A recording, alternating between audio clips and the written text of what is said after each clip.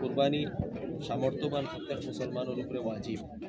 আর কুরবানির উদ্দেশ্য শুধু জন্তু জব করা না, জন্তু জব করার সঙ্গে কুরবানির উদ্দেশ্য হলো আমরা ভিতরের পশুত্ব কোরবান করা, আমরা প্রবৃত্তিগুলোরে পরিত্যাগ করা, আমরা আদর্শ মানুষ হিসাবে গড়িয়া তোলা এবং হযরত ইব্রাহিম আলাইহিস সালামের কুরবানিরে স্মরণ করা।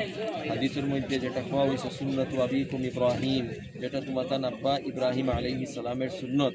হযরত ইব্রাহিম আলাইহিস সালাম এই কথা প্রমাণিত করিয়া দেখাইছিল যে আল্লাহর হুকুমের সামনে কিভাবে নিজের মর্জি, নিজের ইচ্ছা, নিজের স্বার্থ, নিজের আকাঙ্ক্ষা এইগুলারে কুরবান করতে হয় এবং এটা করিয়া কোনো ক্ষতি হয় না বরং লাভ হয়। আল্লাহ তাআলা অসংখ্য নিয়ামত দেন।